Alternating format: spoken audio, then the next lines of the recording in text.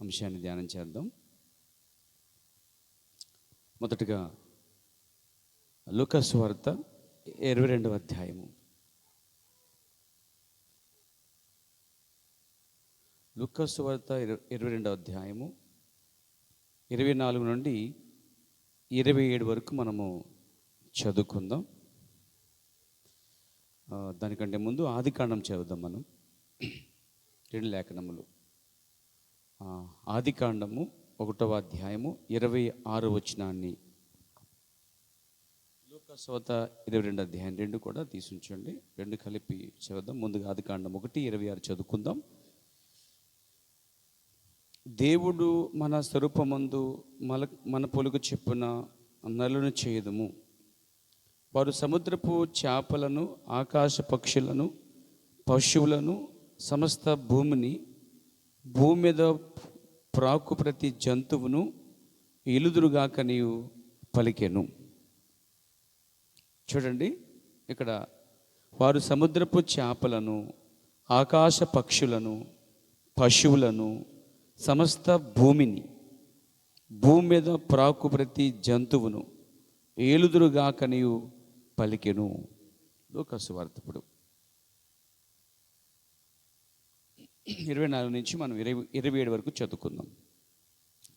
తమలో ఎవడు గొప్పవాడుగా ఎంచబడునో అను వివాదం వారిలో పుట్టగా ఆయన వారితో ఇట్లైనను, అన్యజనులలో రాజులు వారి మీద ప్రభుత్వం చేదురు, వారి మీద అధికారము చేయవారు ఉపకారాలు అనబడుదురు. మీరైతే అలా ఉండరాదు. మీలో గొప్పవాడు చిన్నవాని వలెను, అధిపతి పరిచారకుని వలెను ఉండవలెను. గొప్పవాడు ఎవడు? భూమిన పంక్తిని కూర్చున్నవాడు. పరిచయం చేయవాడా? పంక్తిని కూర్చుండవాడే కదా. అయినను నేను మీ మధ్య పరిచయం చేయవని వలె ఉన్నాను. అలాగే ఆదికాండంలో ఇంకొక వాక్య భాగం కూడా ఉంది. 3వ అధ్యాయము 16 వచనంలో చివరి భాగం. అంటే ఇక్కడ సరే 16 వచనం చదువుతాం. ఆయన స్త్రీతో, నీ ప్రయాసమును, నీ గర్భవేదన నేను మిక్కిలి హెచ్చించేదను, వేదనతో పిల్లలను కందువు. తర్వాత, నీ భర్త ఎడల నీకు వాంఛ కలుగును, అతడు నిన్ను ఏలునని చెప్పెను. ప్రార్థన చేసుకుందాం. ప్రేమ నమ్మగల ప్రియ పరమ తండ్రి, పరిశుద్ధమైన మా దేవ, ఈ సమయంలో చదవబడిన ఈ వాక్యాన్ని దీవించండి, మాతో మాట్లాడండి. యేసుక్రీస్తు నామములో ప్రార్థించుచున్నాను. దయచేసి కూర్చున్నాను. ప్రియులు, ఈ రాత్రి ఒక అంశాన్ని బైబిల్ నుండి, అలాగే ఆదికాండం మీద ప్రశ్నలు మరియు జవాబులు అటువంటి ఒక పుస్తకం ఉంది. దీంట్లో కూడా ఒక చిన్న పేరా తీసుకుని, అలాగే దేవుని మరమైన క్రీస్తు బయలుపరచబడును అనే వర్తమానంలో 33వ పేజీలో కూడా ఈ 2 విషయాలు నేను తీసుకుని ఒక అంశాన్ని తయారు చేయడం జరిగింది, ప్రభు పేరుని బట్టి. అయితే ఇక్కడ దేని గురించి మనం చెప్పబోతున్నాను, మీరు దేనికోసం వినబోతున్నారు అనేది ఒక క్లారిటీ రావాలి. Praise the Lord. నేను చెప్పబోతున్నటువంటి చిన్న అంశం రాసుకోండి. నరుడు ఏలుచున్నాడు. నరుడు ఏలుచున్నాడు అంటే మనిషి ఏలుచున్నాడు, లేక మానవుడు ఏలుచున్నాడు అని చెప్పుకోవచ్చు. సరే, మనిషి ఏలుచున్నాడు. ఈ మాట మనం బైబిల్ నుంచి చూడగలుగుతాం. అసలు దేవుడు మనిషిని ఏ ఉద్దేశంతో చేశాడు? ఈ కాల ప్రవక్త అన్నాడు, మనిషిని ఒక ఉద్దేశంతో చేశాడు దేవుడు. ఎలా అంటే, పరలోకానికి దేవుడుగా ఉన్నాడు, పరలోక సహితమును ఆయన ఏలుచున్నాడు. దేవుడు ఏలువాడిగా ఉన్నాడు, అధికారిగా ఉన్నాడు, నడిపించే నాయకుడిగా ఉన్నాడు, యజమానిగా ఉన్నాడు. మర్చిపోకండి విషయాలు. వీటన్నిటికైనా అతీతమైనవాడు అన్నమాట. సో పరలోక సమస్తమంతా కూడా ఆయన ఆధ్వర్యంలో, ఆయన వశములో, ఆయన రాజుగా ఉండి, మరియు నాయకుడిగా ఉండి, మొత్తం దూతల్ని, కెరూబుల్ని, షెరూబుల్ని, సకల ఆయన పరలోక సంబంధం ప్రతి దాన్ని ఆయన ఏలుచున్నాడు అన్నమాట మనం చూస్తాం బైబిల్.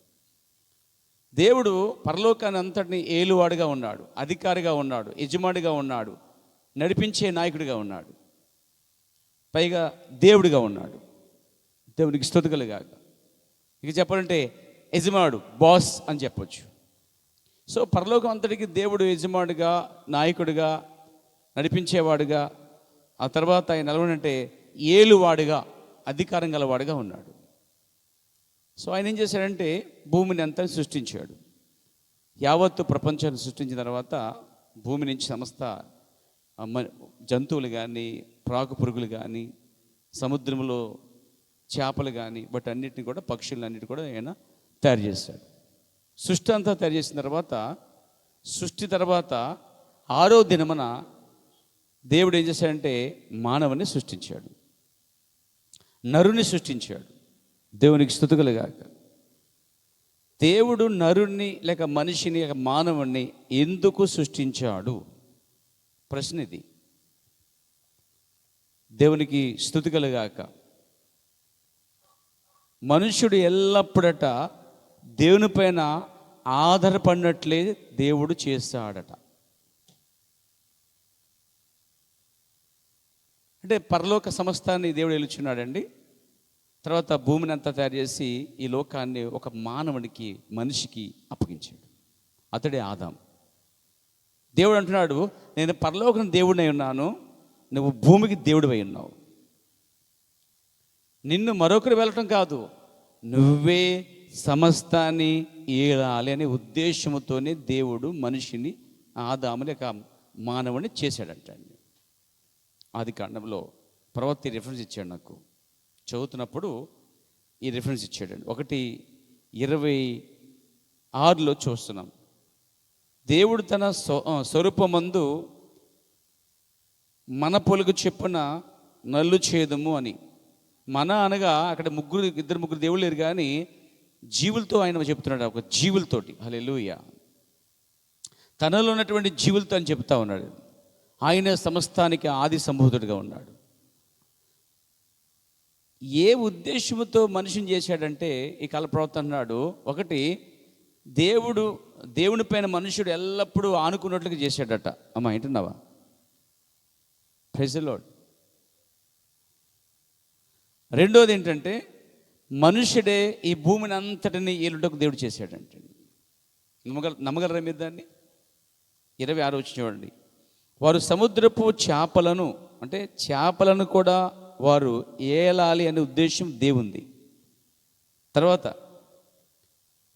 ఏంటండి, ఆకాశ పక్షులను కూడా మానవుడు ఏలాలనే ఉద్దేశంతోనే చేశాడు.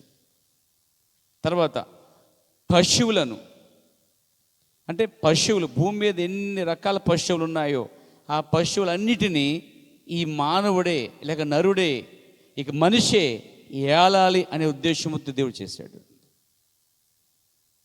తర్వాత సమస్త భూమిని కూడా, అంటే భూమిని కూడా ఏలుటకు దేవుడు మనిషిని చేశాడంటండి. ఎవరు చెప్తున్నారంటే నేను కాదు, విలియం బ్రన్హామ్ అనే ప్రవక్త చెప్తున్నాడు ఈ కాలంలో. దేవునికి స్తుతి కలుగాక.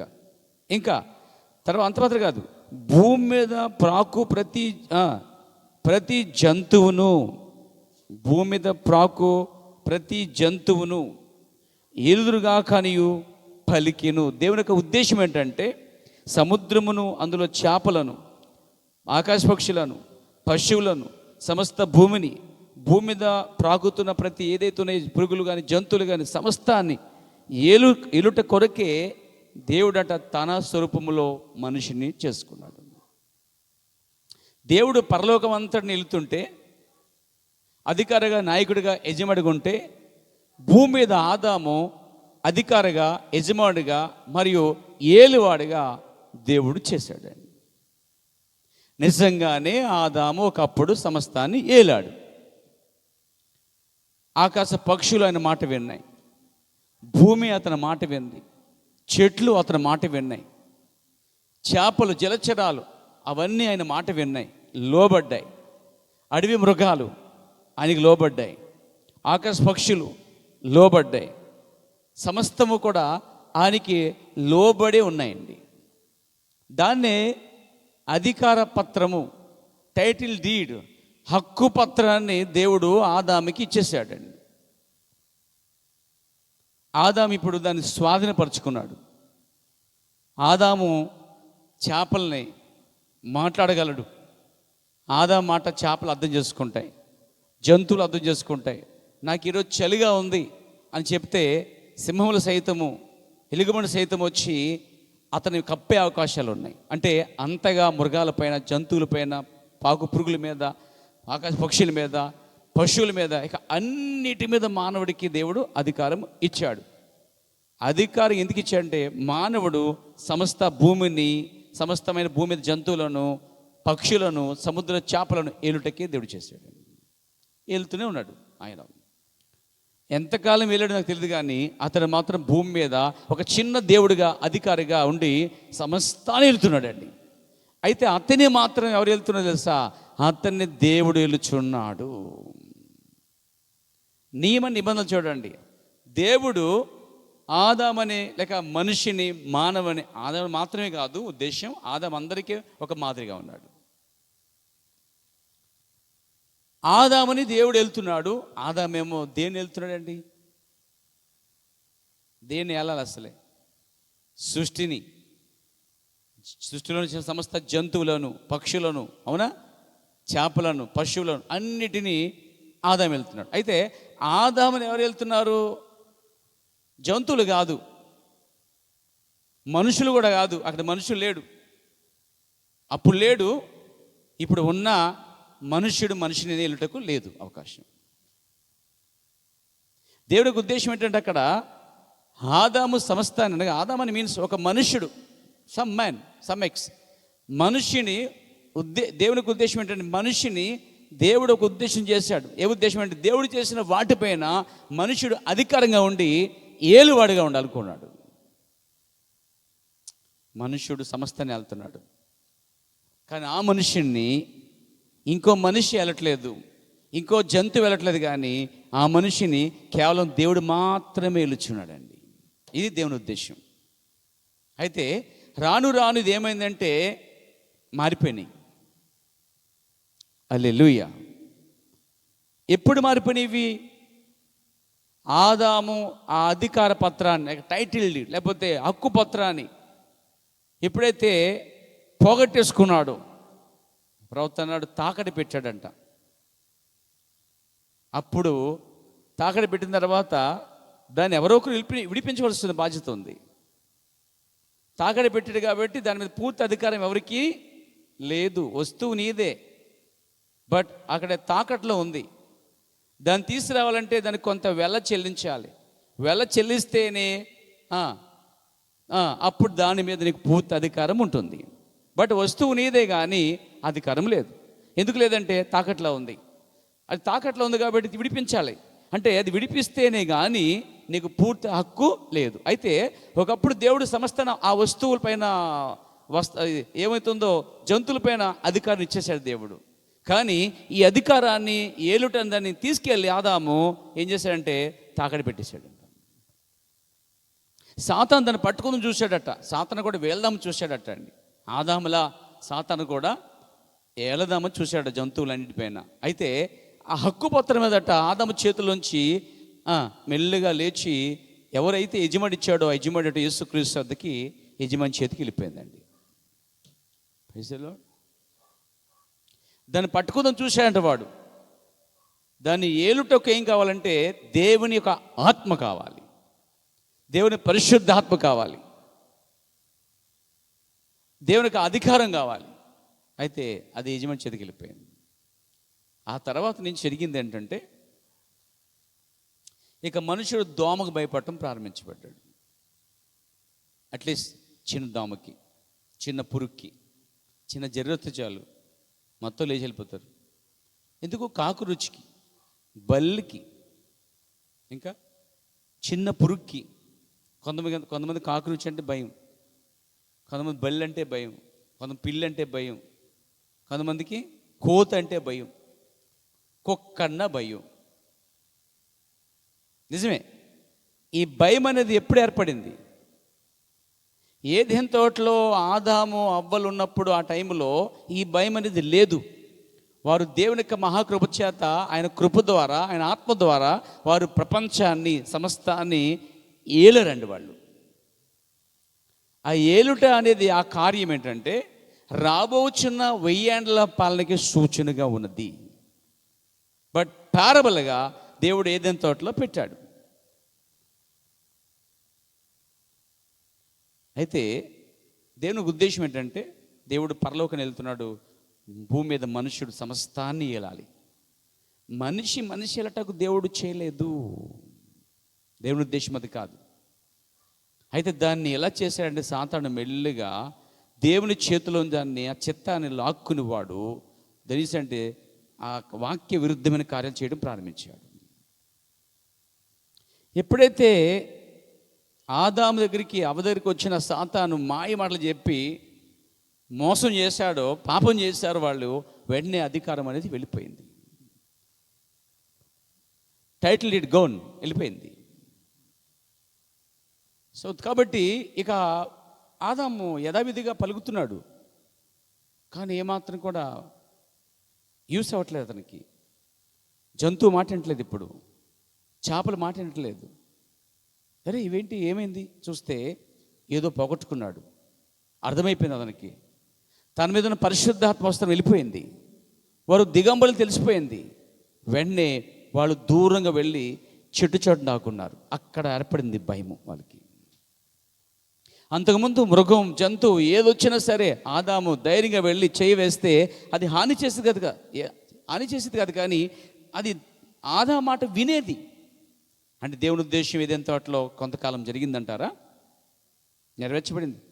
ఏదైనా తోటలో దేవుని యొక్క ఉద్దేశము కొంతకాలము నెరవేర్చబడింది. ఎలా? ఆదాము చేపల్ని, జంతువుల్ని, పక్షుల్ని, సమస్తాన్ని, ప్రాకుని, భూమిని, చెట్లను ఏలాడట. ఆదాము అంటే అండి, ఆ చెట్టు ఇలా ఊగి ఏరు కూడా కట్ అవ్వకుండా తాను అనుకున్న స్థలములో, తనకి ఇష్టమైన స్థలములో ఉండుగాక అని పలిగితే అది లేచాట. ఏరు కట్ అవ్వకుండా దానికి అది లేచి అటు ఇటు ఊగి అలా వెళ్ళి పాతుకుండా, వేరు కూడా కట్ అవ్వకుండా అంత అధికారాన్ని దేవుడు మానవుకి ఇచ్చాడండి. ఆదాము చాలా కాలం వెళ్ళాడండి ప్రెస్లో. అయితే ఎప్పుడైతే ఆదాము అవల మధ్య ఈ సాతాను వచ్చి ప్రవేశించి మోసం చేశాడో, వీళ్ళు ఎప్పుడైతే దాన్ని నమ్మారో, వాక్యాన్ని మీరారు, ఆజ్ఞని మీరారు, పాపం చేశారో, వెంటనే అధికారం అంతా పోయింది. అప్పుడు వీళ్ళు భయపడి ఏం చేశారంటే బయటికి వెళ్ళిపోయారండి. చూడండి బైబిల్లో ఒక్క మాట, ఆదికాండము 3వ అధ్యాయంలో దేవుడైన యెహోవా వచ్చినప్పుడు ఈ మాట అంటున్నాడు. ప్రియారా 8వ వచనం, చల్లపూటను ఆదాము అతని భార్య తోటలో సంచరించున్న దేవుడైన యెహోవా స్వరం విని, దేవుడైన యెహోవా ఎదుటికి రాకుండా తోట చెట్ల మధ్య దాకొనగా, దేవుడైన యెహోవా ఆదామును పిలిచి నీవెక్కడున్నావని అనేను. అందుకు అతడు నేను తోటలో నీ స్వరం విన్నప్పుడు దిగంబరిగా ఉంటుంది కనుక భయపడి దాక్కుంటున్నా నేను. ఈ భయపడటం అనేది ఇక్కడే ప్రారంభించబడింది. అంతకుముందు అసలు భయపడలే. మరేం జరిగింది? 3వ అధ్యాయంలో కనబడుతున్న ఆ జంతువులో యుక్తిగలటువంటి జంతువు, అయితే ఆ కుయ్యెత్తగలది ఏదైతే ఉందో, ఆ యుక్తిగల జంతువు అనగా సర్పములోనికి సాతాను ప్రవేశించినప్పుడు, దేవునికి ఆ వాక్యాన్ని మీరినట్లుగా వాడు ప్రేరేపించినప్పుడు వీళ్ళు దేవునికి ఆజ్ఞని మీరి తప్పిపోయారన్నమాట. అప్పుడు వారి మీద ఉన్న అధికారాన్ని, దేవుని పరిశుద్ధాత్మక అధికారం అంతా కూడా వెళ్ళిపోయింది, హక్కుపత్రం వెళ్ళిపోయింది. యథావిధిగానే ఇతడు ప్రయత్నిస్తున్నాడు, కానీ తిరిగిబాటు వచ్చేసింది. ఇకేమి లోబట్లేదు, ఏది లోబట్లేదు, సృష్టి లోబట్లేదు, జంతువు ఏది, ఆఖరి చిన్న పురుగు కూడా మాటింటలే. ఇక అర్థమైపోయింది, ఇక దేవుడిని వస్తున్నాడు. సాయంకాల సమయంలో, ఈ సమయంలో అతడు తన భార్యను తీసుకొని చెడుకి వెళ్ళిపోయాడు. భయపడిపోయాడు. భయం అనేది అక్కడ ఏర్పడింది. ఎందుకు భయం ఏర్పడిందంటే, అక్కడ దేవుని ఆజ్ఞను మీరి తప్పు చేసినప్పుడు పాపమే కాదు, అధికారాన్ని కూడా పోగొట్టేసుకున్న మనుషుడు. పాపం మాత్రమే కాదు, ఒక్క వాక్యాన్ని మీరుట వలన, ఆజ్ఞని మీరుట వలన అతడు అధికారాన్ని పోగొట్టేసుకున్నాడు. అథారిటీ, దేవుడిచ్చినటువంటి హక్కును పోగొట్టుకున్నాడు. అలా పోగొట్టుకుంటమే ప్రవర్తన్నాడు. ఆదాము మన సమస్త హక్కును, మనం కూడా ఆదాము వలె వేలవలసిన వారమై ఉన్నాము. అయితే ఆదాము మనం ఏలకొనడానికి ఆదాము తీసుకెళ్ళి దాన్ని తాకట్టు పెట్టేశాడు. తాకట్టు పెట్టబడిన హక్కును మరలా తీసుకురావడానికి దేవుడు ఎంత ప్రయత్నించాడంటే కొంతకాలం పట్టింది దానికి. సిలువలో ఆయన చిందించిన రక్తము ద్వారా, వెల ద్వారా చిందించిన రక్తము ద్వారా మళ్ళీ దాన్ని తిరిగి తీసుకుని వచ్చాడండి. ఆయన వెల చెల్లించి ఇచ్చాడు. అయితే దాన్ని బజానా అంటారు, సంచకరువు అన్నాడు బైబిల్లో. ఎఫెసు పత్రికలో దేవుడు సంఘములు, విశ్వాసాలకి, పిల్లలకట సంచుకరువుగా ఆత్మనిచ్చాడంటే. సంచుకరువు అంటే అడ్వాన్స్ అన్నమాట. అంటే అడ్వాన్స్ అంటే ఆదాము పూర్తి అధికారం కలిగాడు. పోగొట్టుకున్న మనుషునికి క్రీస్తు వచ్చి వెల చెల్లించిన తర్వాత సంఘములో ఉన్న విశ్వాసులకి, సేవకులకి, లేక సంఘముకు, లేక మనుషులకు, తాను ఎన్నుకున్న ప్రజలకు ఆయన తన ఆత్మను సంచకరువుగా ఇచ్చాడండి. అడ్వాన్స్ ఇచ్చాడనమాట. అడ్వాన్స్ అంటే చెప్తాను వినండి, దేవునికి స్తుతి కలుగాక. పేతురు వెళ్తున్నాడు, ప్రైజ్ గాడ్, నీడ పడితే స్వస్థపరచబడ్డారండి. అధికారానికి సూచనగా ఒక సంచు కరువు అనేది అక్కడ ఇస్తున్నాడండి ఆయన. ఇప్పుడు పేతురు వెళ్తున్నాడు, ఫిలిప్పు వెళ్తున్నాడు, ఇక సేవకులు వెళ్తున్నారు, పౌలు వెళ్తున్నాడు ముందుకి. దేవుడిచ్చిన అడ్వాన్స్ని, దేవుడిచ్చినటువంటి సంచు కరువును, ఆత్మలో కొంత భాగాన్ని తీసుకున్నారండి వాళ్ళు. ముందుకు వెళ్ళి దయ్యం పట్టినోడు వస్తున్నాడు, యేసుక్రీస్తు నామములో అని చెప్పగానే అధికారం అండి అది, అథారిటీ. ఎవరిచ్చారు? దేవుడు ఆదాముకి ఇచ్చినట్టుగా దాన్ని పోగొట్టుకున్న తర్వాత ఆదాముకి పరిపూర్ణంగా ఇస్తే, క్రీస్తులో పరిపూర్ణంగా వస్తే, పాత నిబంధన ప్రవక్తలు, కొత్త నిబంధన అపోస్తుల మధ్య సంచకరు ఆత్మతోనే, అందులో ఉన్న కొద్ది ఆత్మతోనే వారు సృష్టిని ఏలారు. ఎలా అని అడగని మీరు చెప్తాను, దేవుడికి స్తుతి కలుగాక. నరుడు ఏలుచున్నాడు ఈరోజు, కానీ దేవుని ఉద్దేశం అది కాదు. మనిషిని చేసిన ఉద్దేశం ప్రతి జీవిని ఏలుటకు దేవుడు చేశాడట. అంతేగాని ఒక మనిషి ఏలుటకు దేవుడు మనుషులను చేయలేదంటండి. ఆ ఉద్దేశంతో కాదు దేవుడు చేస్తా.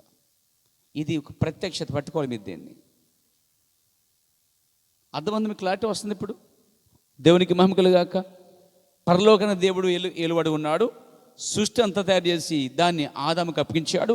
ఆదాము వెళ్తున్నాడు, 100% వెళ్తున్నాడండి. అది పోగొట్టుకున్న తర్వాత అర్థమైందండి, ఆత్మను సంచకరువుగా దేవుడు ఇవ్వటం ప్రారంభించాడు. ప్రైజ్ గాడ్, దేవునికి మహిమ కలుగాక. మనం బైబిల్లో చూస్తాం, మోషేని చూస్తామండి. మోషే వెళ్తున్నాడు, సంచకరు ఆత్మ పట్టుకుని వెళ్తున్నాడండి. అడ్వాన్స్ ఆత్మ తీసుకుని వెళ్తున్నాడు. ఆదాముకైతే 100% అయితే, మోషేలో చూడండి అది కొమ్మరించబడిన ఆత్మ కొద్ది పాళ్ళు అనమాట. ముందుకెళ్తున్నాడు, ప్రైజ్ గాడ్. కర్ర పడేస్తున్నాడు, పాము అవుతుందండి. హల్లెలూయా. ఇంకా ముందుకు వెళ్తున్నాడు. ఆయన ఐగుప్తు దేశంలో కప్పలతో మాట్లాడుతున్నాడు, కప్పలైన మాట వింటున్నాయి. అడ్వాన్స్ దొరికింది అందుకే. ఇప్పుడు ఏలటం అనే దాంట్లో కొంచెం భాగం అనేది ఇక్కడ ఇతనిలో కనిపిస్తుంది మనకి.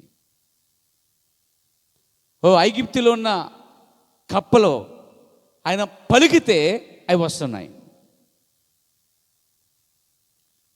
నీళ్ళు తీసుకున్నాడు, అలా నీళ్ళు పోసాడు, రక్తముగా మారునుగాక అన్నాడు, మారిందండి. ఆయన ఏం పలుకుతే అది జరుగుతుంది అక్కడ.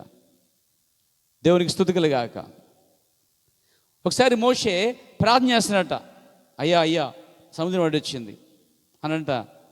ప్రార్థన చేయొద్దు ఇక్కడ, స్పీక్, నువ్వు మాట్లాడన్నట్టు. మొరపెట్టిన ఎలా ప్రార్థన చేయటం వెళ్ళి పలుకు అన్నాడంట ఆయన అండి. అందుకే ప్రవక్త దాన్ని తీసుకుని మొరపెట్టినలా పలుకుము అనే అంశం బోధించాడండి. అంశంలో ఉన్న అసలు టైటిల్ ఏంటంటే అక్కడ మోషే ప్రార్థన చేస్తుంటే అన్నాడు, దేవుడు అన్నాడు, ఇప్పుడు నువ్వు పలికే ఒక సంచికరు ఆత్మని కలిగి ఉన్నావు, వెళ్ళి పలుకు అన్నాడంటే. విశ్వాసంతో పలికితే సముద్రం పాయలైందండి. కర్ర ఎత్తి పలికినప్పుడు సముద్రం పాయలైందండి. దీన్ని ఏమంటారంటే, ఆదాము 100% చేస్తే అందులో కొంచెం మోషే చేశాడండి, దేవుని కృప ద్వారా. ఇంకా మనం ముందుకెళ్తే దేవునికి మహిమ కలుగాక, నిజమేనంటారా? హల్లెలూయా. ఇంకా మనం ముందుకెళ్తే మనకి పాత నిబంధనలో ఏలియా కనిపిస్తాడు.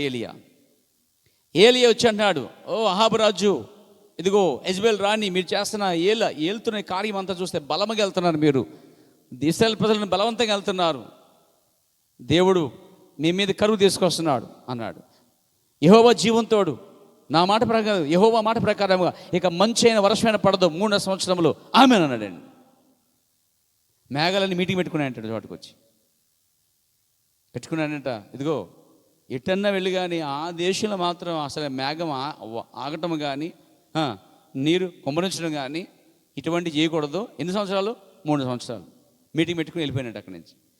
ఆ దేశం తప్ప ఏ దేశంలో కూడా, ఆ దేశంలో తప్ప వర్షం మిగతా ప్రాంతం పడుతుంది. ఆ దేశం అంతా కరువు వచ్చిందండి.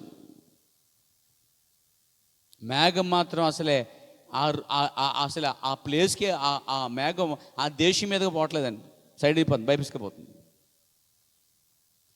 ఎవరు పలికారు? ఒక నరుడు, ఒక మనిషి, ఒక మానవుడు పలుకుతుంటే, అధికారం మాట్లాడుతుంటే సృష్టిలో పడుతుందండి అక్కడ. దేవునికి స్తోత్రం కలుగాక.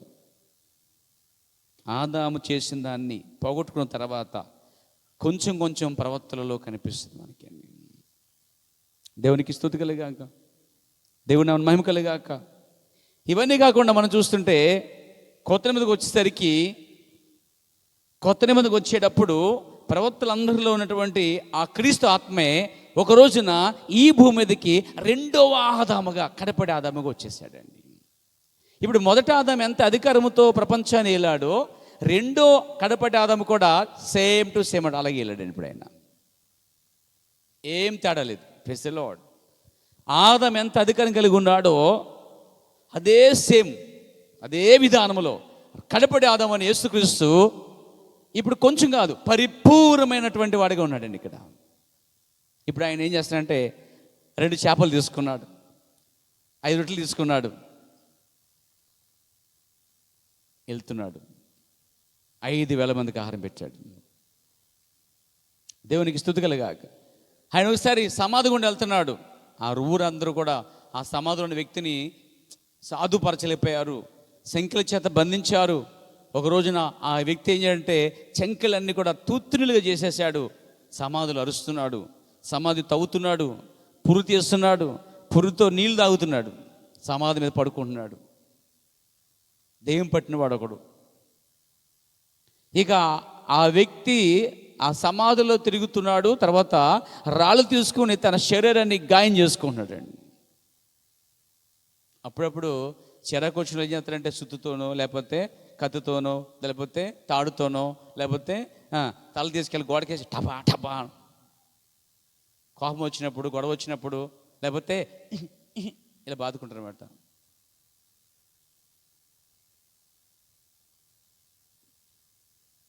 లేకపోతే కొందరు ఏం చేస్తారంటే రాళ్ళు తీసి కొట్టేసుకుంటారు అన్నమాట, కొట్టేసుకుంటారు. ఇలా కొట్టేసుకుంటే దెయ్యం, అది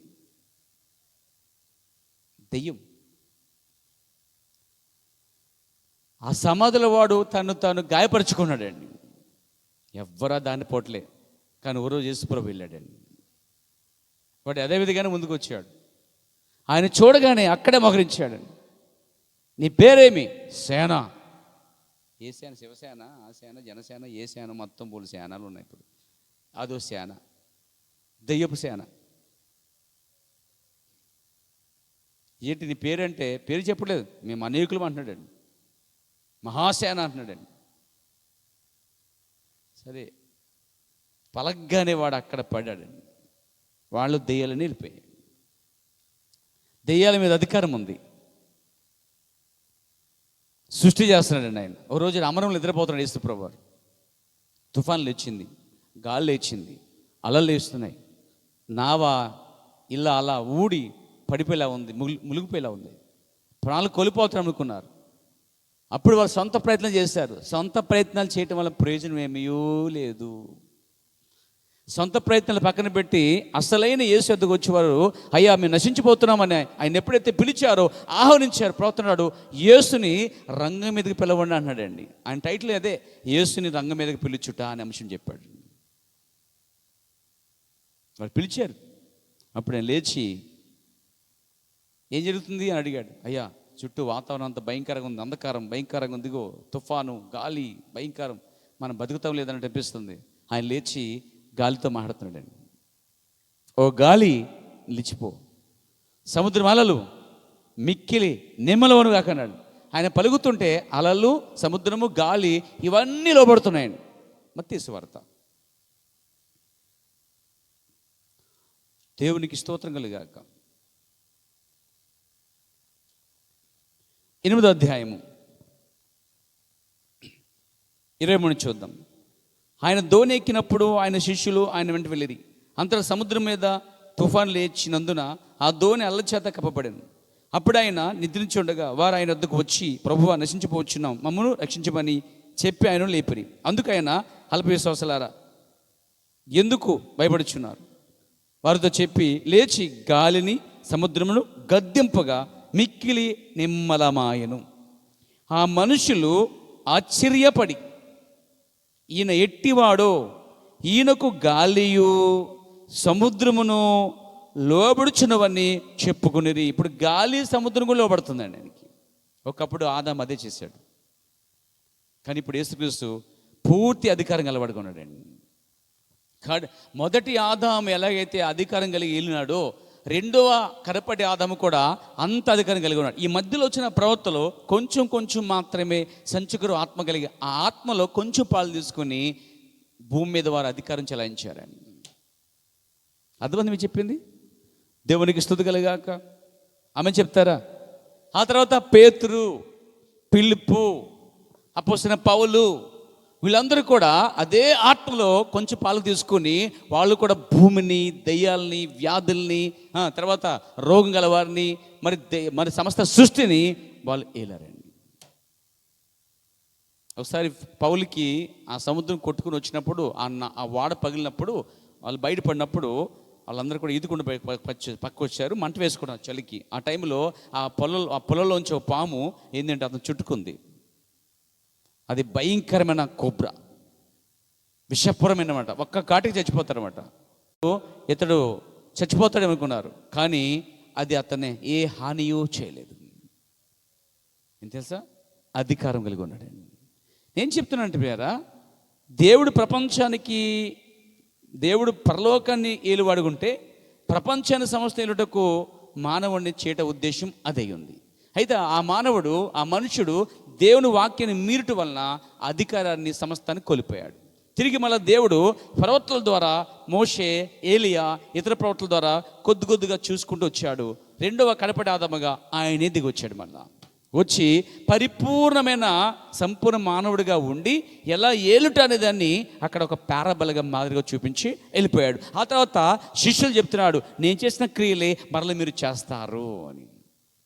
నాయందు విశ్వసించిన వాడు ఈ కార్యాలు చేయను అని చెప్పి ఆయన వెళ్ళిన తర్వాత శిష్యులు ప్రపంచమంతా వెళ్ళి, మీకు తెలుసా, కార్యాలన్నీ వారు చేయగలిగారు. జంతువులు సైతం ఆయన లోబడ్డాయి శిష్యులకి. వ్యాధులు, రోగాలు లోబడ్డాయి, దయ్యాలు లోబడ్డాయి, జంతువులు, విషపురుగులు వారు ఏలటం ప్రారంభించారు. అయితే అదంతా కూడా కొద్దిగానే వచ్చిందండి. లాస్ట్లో పౌలు గారి తర్వాత మరి ఈ కాలంలో విలియం బ్రన్హమ్ అనే వ్యక్తి వచ్చాడు. చిన్న మనిషి వచ్చాడు. Praise the lord.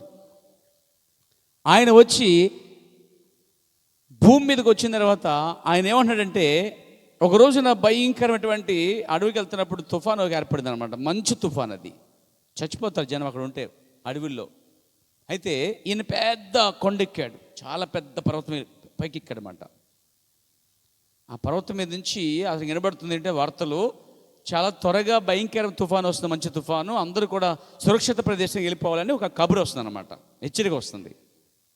కొన్ని రేడియో కూడా పట్టుకెళ్ళేవారన్నమాట వాళ్ళకంటే మెసేజ్ రావడానికి, వినటానికి రేడియో కేంద్రం వారు ప్రచురించేవారన్నమాట. అప్పుడు భయంకర తుఫాను వస్తుంది పలానా ఏరియాలో, అక్కడ ఉన్నవారు కూడా అందరూ కూడా ఏం చేస్తారంటే తిరిగి తమ సురక్షిత ప్రాంతానికి వెళ్ళిపోవాలని చెప్పగానే ఈయన కూడా కొండ దిగి వచ్చేస్తాడనమాట. వచ్చేస్తుంటే దేవుడు అన్నాడు, నువ్వు మళ్ళా కొండెక్కమని చెప్పాడండి. ఇప్పుడు భయంకర తుఫాన్ అది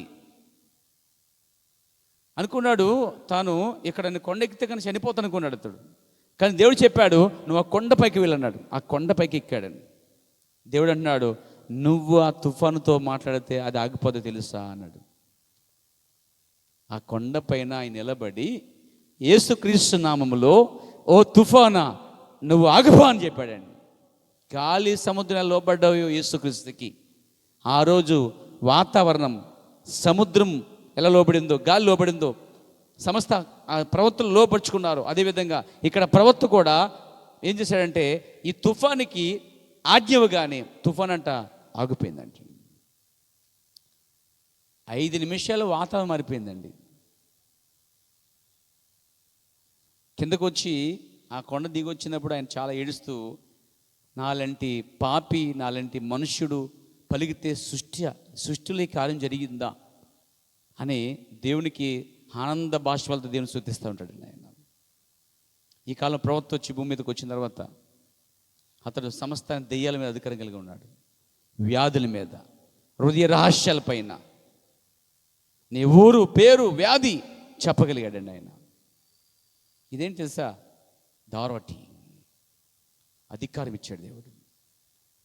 చివరిలో ఆ ప్రవక్త ప్రపంచాన్ని గడగల్లాడించి రాబోయే కాలంలో యేసుక్రీస్తు వెళ్ళిపోయిన తర్వాత, చూడండి, ఏలి వెళ్ళిపోయిన తర్వాత ఎలీషా చేసినట్టు, యేసు వెళ్ళిపోయిన తర్వాత శిష్యులు చేసినట్టు, ఇప్పుడు ప్రవక్త వెళ్ళిన తర్వాత ప్రవక్త ద్వారా పిలువబడిన సంఘం చూడండి, అది కూడా అలాగనే చేస్తుందని నిర్ధారణ చేసి వెళ్ళాడండి ఆయన.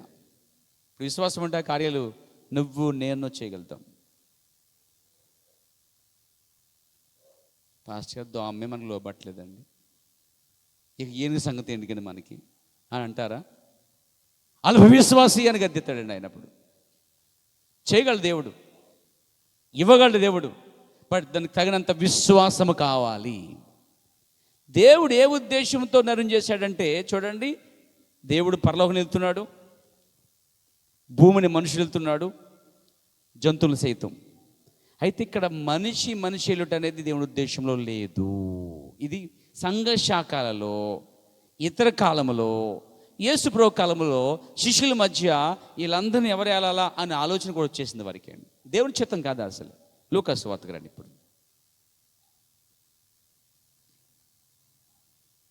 దేవునికి స్తోత్రం. 20వ అధ్యాయం. తమలో ఎవడు గొప్పవాడిగా ఎంచబడునో అను వివాదం వారిలో పుట్టగా ఆయన వారితో ఇట్లైనను, అన్యజనుల్లో రాజులు వారి మీద ప్రభుత్వం చేదురు, వారి మీద అధికారం చేదురు. ఇక్కడ ప్రభుత్వం చేయటము, అధికారం చేయటం అనేది లోకానికి కానీ మీకు లేదు అని చెప్తున్నాడండి.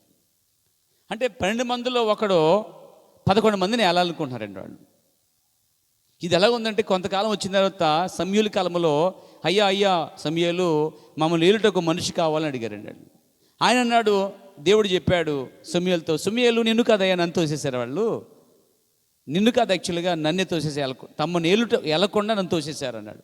దేవుడి ఉద్దేశం ఏంటి? ఇక్కడ మనుషులందరినీ దేవుడు ఏలాలనుకున్నాడు. ఆదాము మొదలుకొని సమస్త ప్రజలను ఆయన ఏలాలనుకున్నాడు. మనుషులేమో దేవుడు చేసిన సృష్టిని, సమస్త జీవులను ఏలుటకు దేవుడు నిర్ణయించాడు. అర్థమైంది సోదరులారు? ఇప్పుడు మీకు అసలు థీమ్ అర్థమవుతుంది. ఇప్పుడు మీకు దేవునికి ఉద్దేశం అర్థమవుతుందా? దేవునికి స్తుతి కలుగాక. అయితే కొంత దూరం వచ్చిన తర్వాత యేసుక్రీస్తు కూడా వెంబడిస్తున్న శిష్యులు ఇదంతా చూసి అనుకుంటున్నారు వాళ్ళు, మరి ఒకవేళ 11 మందిలో ఒకడు ఉండాలి మనకి, ఎవరిని ఇంటుకుందాం, ఏం చేద్దాం, పేతురునా, యోహాన్నా, ఫిలిప్పునా, లేకపోతే ఎవరిని, మత్తయినా, లేకపోతే యాకోబునా అని వాళ్ళు తజ్జిన భజ్జిన పెడుతూ మాట్లాడుతున్నమాట. ఈడు కాదు వాడికి అని చెప్పుకుంటున్నారు. ఈ మాట విని ఆయన వచ్చాడు, ఏం జరుగుతున్నాడు? అయ్యా, తమరు వెళ్ళిపోయిన తర్వాత ఏం చేయాలంటే, మరి 11 మంది మీద ఒకడు ఉండాలి కదా, మీరు మా మీద ఎలా ఉన్నారు, అలా మేము ఉండాలి కదా అని ఒక చెప్తున్నారు. ఆయనకి ఆలోచన చెప్తున్నాడు. ఆయన అన్నాడు, అన్యజనులకి అది వర్తిస్తుంది కానీ మీకు కాదు. అది లోకం నుంచి పిలవబడినటువంటి దేవుని పిల్లలకు అది అవసరం లేదు.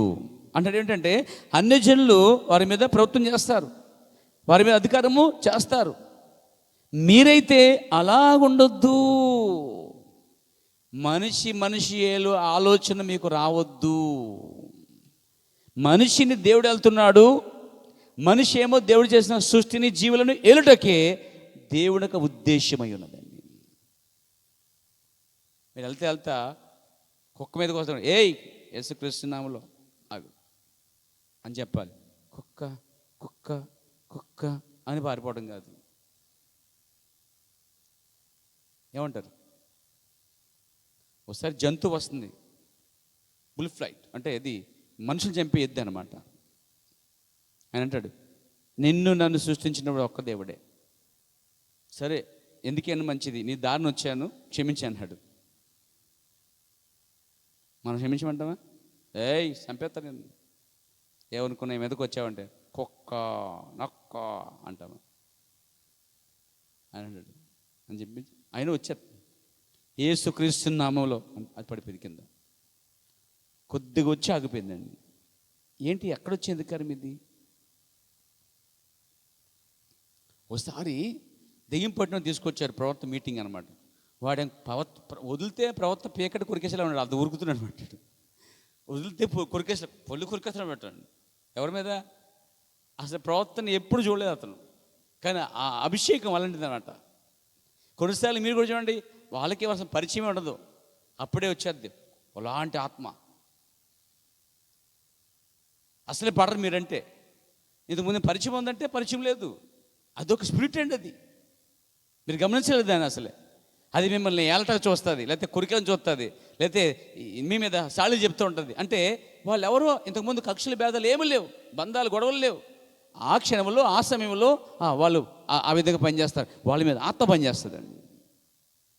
మీరు ఆశ్చర్యపడట్లేదు దాని విషయంలో. దైమా అట్ అని ముందుకెళ్ళిపోతే. అందుకని బుడబడు ఒకరు చేయొద్దు. సరే అది ఏం చేస్తుంది? దాన్ని వాడు దేం పట్టి తీసుకొచ్చిన వ్యాన్ మీద అన్నమాట బంధించి. ప్రవక్త అంటున్నాడు వదిలేని అంటున్నాడు. సార్ వదిలేస్తే కొరికేసేలా ఉండేస్తాను అంటున్నాడు. పళ్ళు కొరికేస్తున్నాడు ప్రవక్త మీద. అసలు ప్రవక్తను ఎప్పుడు చూడలేదు. అదే సమయంలో వదిలితే పీకటి కొరికేసంత స్పీడ్గా ఉన్నాడు అంటండి. ప్రవక్త అన్నాడు, అది దెయ్యం కాబట్టి అక్కడ విడిచిపెట్టండి. విడిచిపెట్టగానే పరిగెట్టుకొచ్చాడండి అతను. యేసుక్రీస్తు నామములో చెప్పి ఆజ్ఞాపించగా ప్రవక్త కాళ్ళ మీద పడ్డాడు అతను, స్వస్థపరచబడి వెళ్ళాడండి. ఏంటి ఇవన్నీ? ఒకప్పుడు ఆదాము చేసినవన్నీ ప్రవక్తలందరిలోనూ అపోస్తలందరిలోనూ చివరిలో విలీనంలో ఈ కార్యాలు జరగడం ఉద్దేశం ఏంటంటే ఏలుట అనేది చాలా ప్రాముఖ్యమైన భాగంగా ఉంది. దేవునికి స్తుతి కలుగాక. యేసు దినాల్లో శిష్యులు మనుషుల మీద మనిషిని పెట్టక ప్రయత్నం చేశారండి. వాళ్ళు 11 మీద ఒకడు అధికారిగా, 11 మంది ఒకడు ప్రభుత్వం చేయటకు, అధికారం చేయటకు ప్రయత్నిస్తుంటే దేవుడు దాన్ని వద్దన్నాడా చేయొచ్చు అన్నాడంటే నాకు తెలిసినంతవరకు దేవుడు అన్నాడు వద్దు. మనిషిని ఏలుట అనేది వద్దు, గుంపుని ఏలుట అనేది వద్దని చెప్పాడండి. అర్థమైంది మీరు చెప్పింది? ఇది సంఘ శాఖలో మత నాయకుడు సంఘ కాపర్లను మరి సంఘాన్ని అతడు బలవంతంగా వెళ్తూ ఉంటాడండి. అయితే ప్రవర్తనాడు ఏలుట కూడా పరిశుద్ధాత్మక ఆధ్వర్యంలోనే జరగాలన్నాడండి. ఒక సంఘ కాపరి పరిశుద్ధాత్మక ఆధ్వర్యంలో ఉండి అతడు వాక్య ప్రకారంగా వాక్య అధికారములో వారిని అధికారం చేయొచ్చు అంట. బట్ వాక్యం లేకుండా ఎవరి మీద అధికారం చేసే హక్కు లేదండి. అందుకని సంఘాలలో విశ్వాసాల పైన అధికారం చేసే హక్కు లేదు.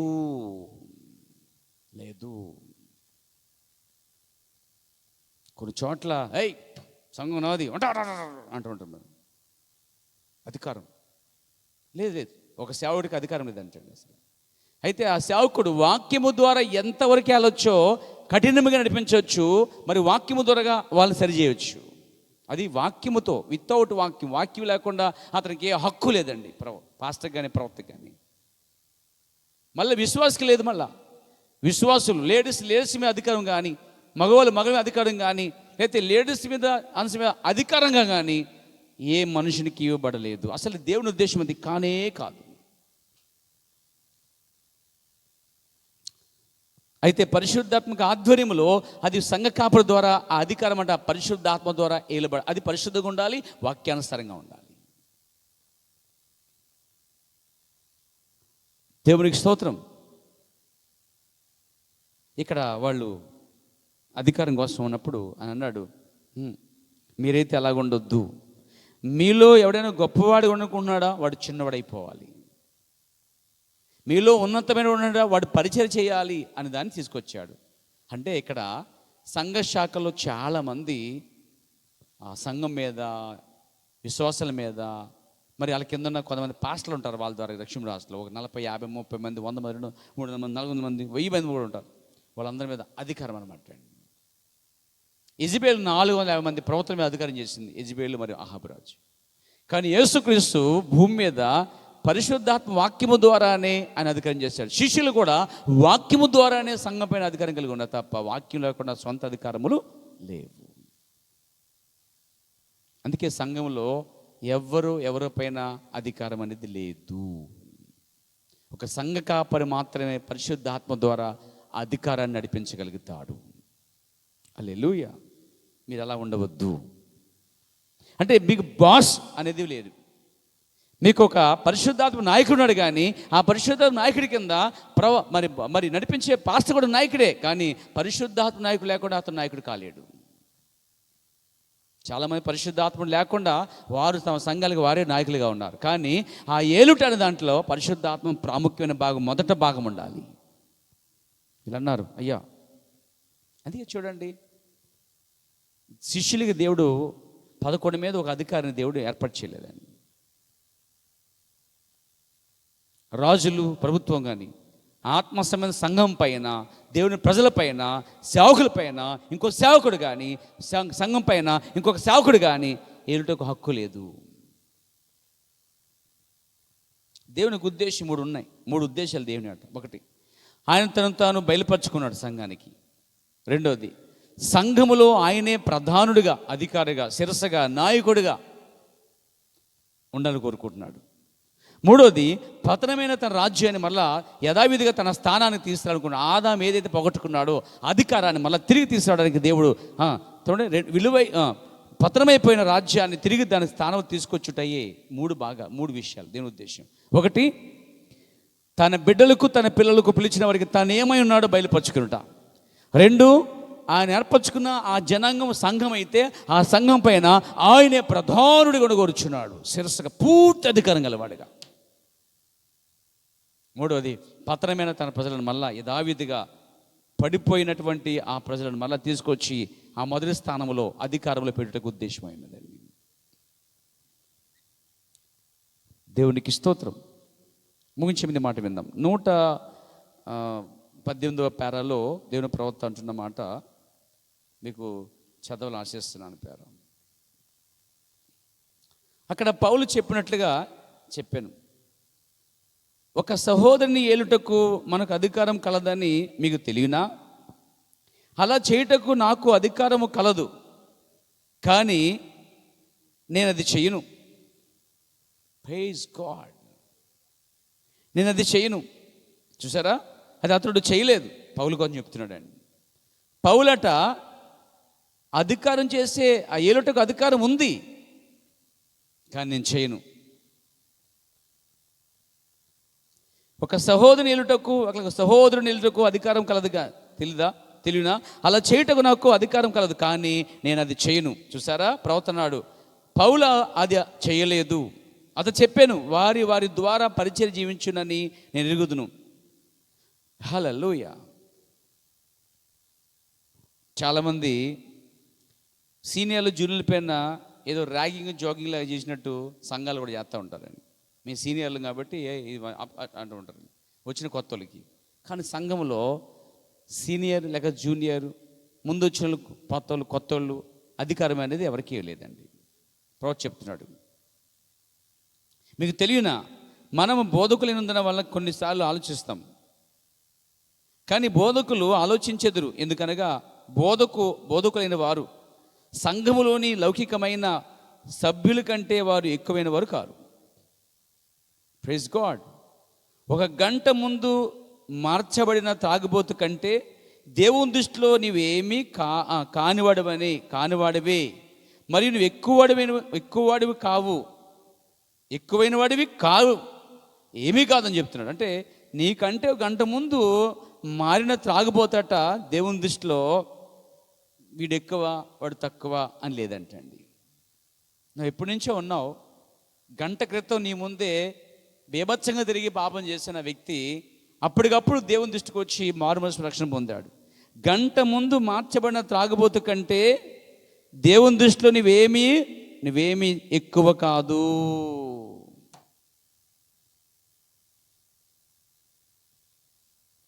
మీకు అర్థమైందండి?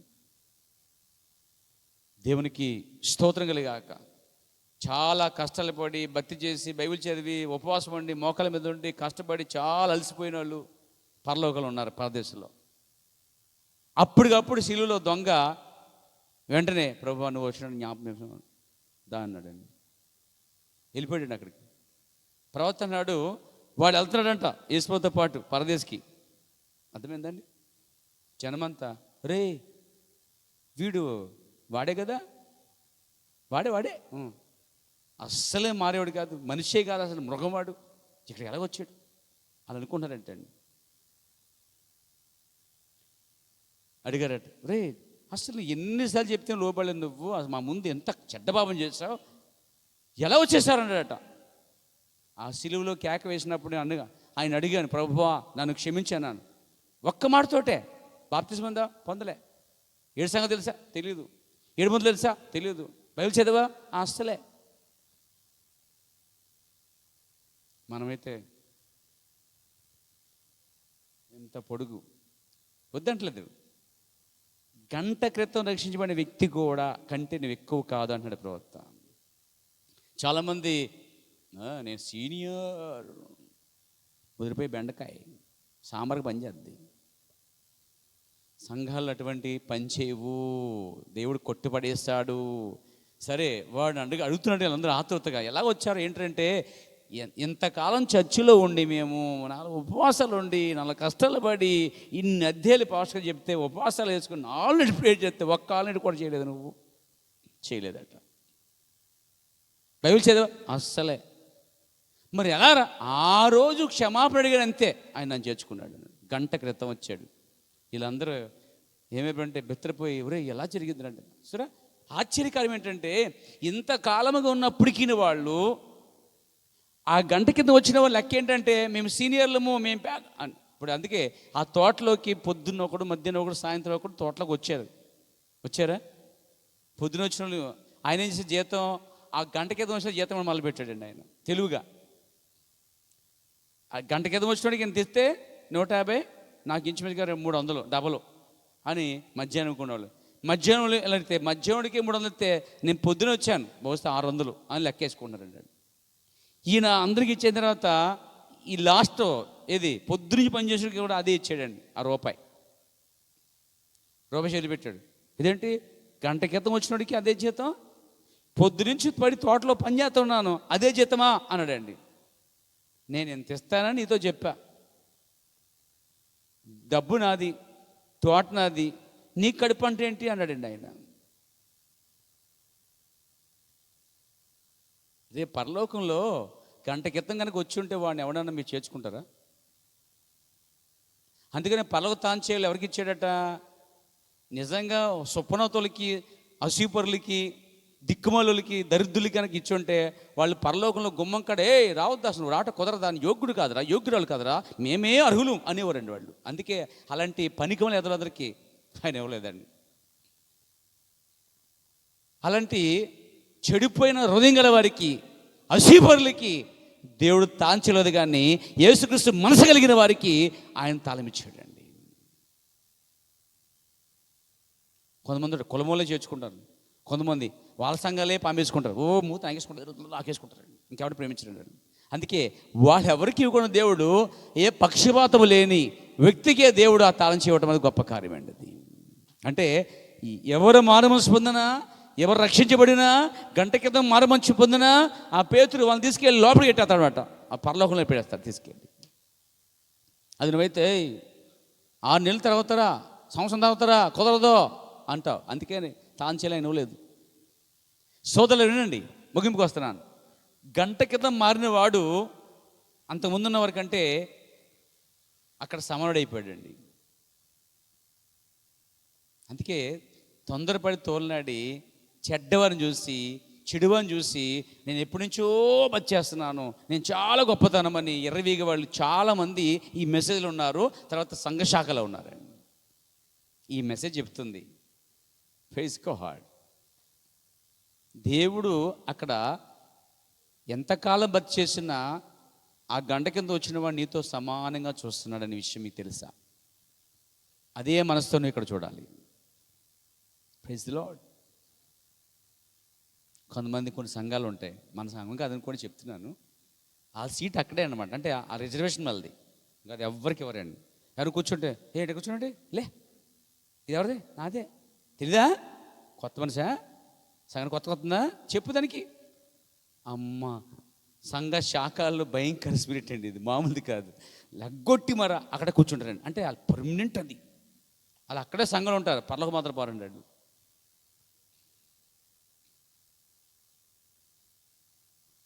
ఎవరికి ఏ ప్లేస్ అయినా ఎప్పుడైనా సంఘం వినండి. ఎవరైనా కొత్త వాళ్ళు వస్తుంటే లేచి ఆ ప్లేస్ ఇచ్చేవారుగా ఉండాలి. ఎంతమంది ఉంటారు అలాగా? కొంతమంది ఉంటారు అన్నమాట సీనియర్లు, ఆడ కూర్చొని కాలుపుకుంటూ వస్తున్నారా వెళ్తున్నారు, కూర్చుంటాలే ఎక్కడ కూర్చుంటలే. ఎక్కడా స్థలం లేకపోతే నువ్వే స్థలం ఇచ్చేటువంటి ఆ మనసు కలిగి ఉండాలి నువ్వు. ఎందుకంటే గంట క్రితం వచ్చిన వాడు కూడా దేవుని దృష్టిలో అక్కడ నీతో సమానంగా చూస్తాడు. నేను చూడండి, ఆ పరిసేయుడు ఉపవాసాలో చేస్తున్నాడు, డబ్బులు చెల్లిస్తున్నాడు, కాదంటలేదు, చేస్తున్నాడు బాగానే, కానీ వాడు దశభాగం ఇవ్వద్దని చెప్పలేదు, ఇవ్వచ్చు కానీ ఇచ్చి హెచ్చించుకోకూడదు. మళ్ళా వాడు డబ్బా కొడుతున్నాడు, ఇదే అది చెప్పి, అది ఉపవాసం ఉన్నాను చేస్తున్నాను, నేను వీళ్ళ కూడా లేనన్నాడు అండి. అంతే, వచ్చేసింది దేవుని ఆత్మ, ఈయన గెంటేసింది ముందు.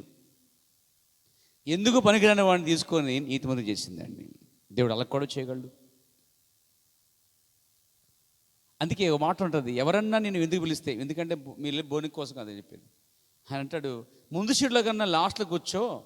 అప్పుడు ఆ వ్యక్తి ఏం చేస్తాడంటే, ఒకవేళ నువ్వు పిలవకుండానే అక్కడ కూర్చుంటే, ముందే నువ్వు కూర్చుంటే వాడు వచ్చి అంటాడు, నీకంటే గొప్ప ఎవరు వస్తారు, అయ్యా కొంచెం లేచి వెనక్కి కూర్చోమని చెప్తాడు, సిగ్గుకరం అది.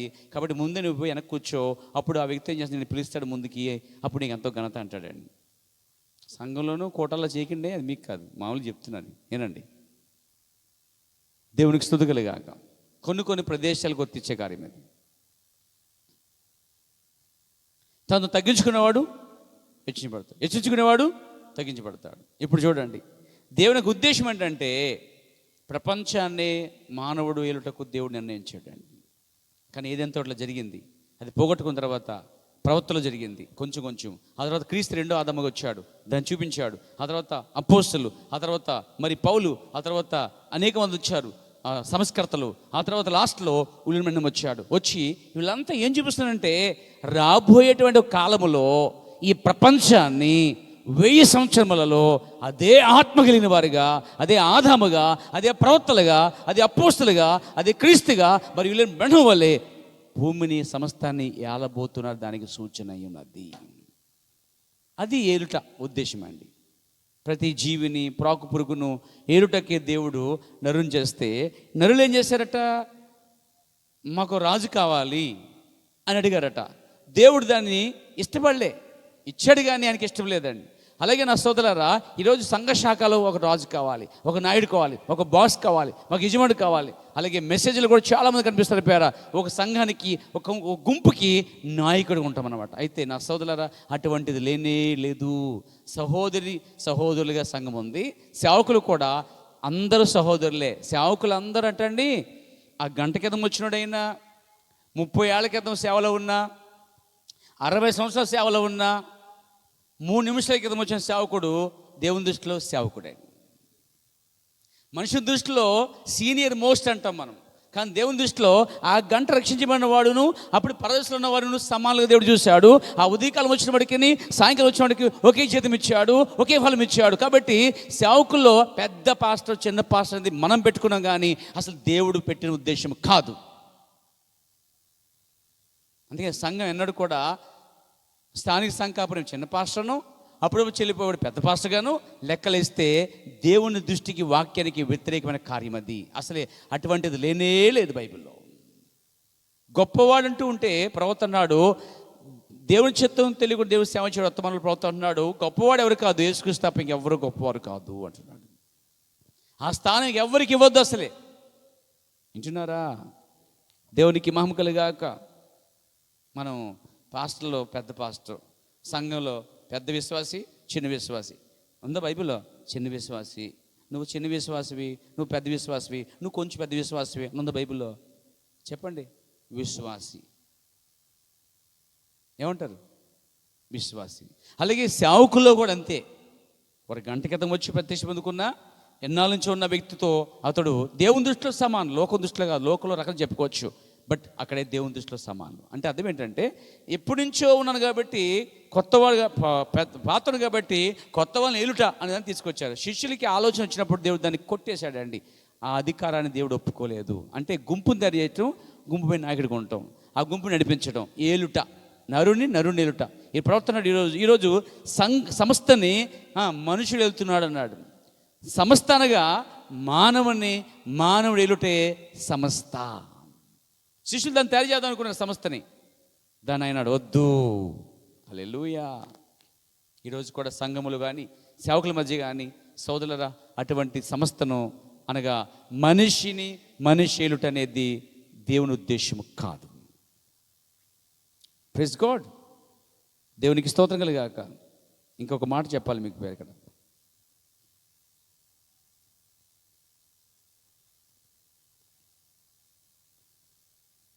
ప్రవర్తనడు అది అలా చేయకూడదు ఆయన చెప్పిన మాట తీసుకుని అలా చేయకూడదు అని చెప్తూ ఓ మాట అన్నాడు. రెవరెండ్, మరి బిషప్, మరియు డాక్టర్, ఇవన్నీ విషయాలు మానవులు తయారు చేసుకున్న బిరుదులు, మరియు అది బుద్ధిహీనమైనవి. బైబిల్లో వారు కేవలం పేతురు, యాకోబు, పౌలు, యోహాను మరియు మిగిలిన వారందరూ అలాగునే పిలువబడ్డారు. దీన్ని కొట్టేసాడు ప్రవక్త. కొంతమంది రెవరెండ్ గారు అంటారు, తర్వాత డాక్టర్, బిషప్. నో ఇవి మనం పెట్టుకున్నాయి అన్నాడు ప్రవక్త. బైబిల్లో పేతురు, యోహాను, యాకోబు అని పిలువబడ్డారు, అంతే. That's all. ఇవన్నీ బిరుదులు. నా ప్రియ సోదరులారా, ఏదో గొప్ప వ్యక్తిని మనం తయారు చేయకూడదు భూమి మీద. నో.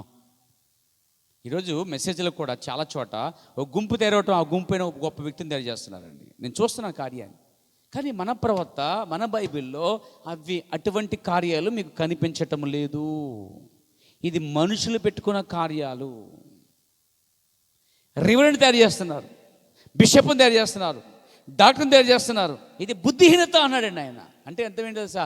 వాళ్ళు తయారు చేయడం అదే శిష్యులు కూడా అదే తయారు చేయబోయారు. ఒక డాక్టర్ని, బిషప్ని, ఏలువని తయారు చేశారు. దేవుడు వచ్చి అలాగే ఉండరాదు, యేసుక్రీస్తు వచ్చాడు అలా ఉండరాదు అని కొట్టేశాడు. ఈరోజు మెసేజ్ చర్చిలో కూడా చూస్తున్నాను పేరా, ఒక గుంపు అవటం, ఆ గుంపుకి ఒక నాయకుడు రావటం, పెద్ద నాయకుడు, గొప్పవాడు. సోదరులారా, ఒక గొప్ప వ్యక్తిని వెంబడించే గుంపుగా మెసేజ్ చర్చిలో చాలా చోట్ల కనిపిస్తున్నాయి. కానీ బైబిల్లో ఒక వాక్యం మీకు చూపిస్తాను, అది ఎంతవరకు వాస్తవం చూద్దాం. దేవునికి స్తోత్రం కలుగాక. అపోస్తలుల కార్యగ్రంథము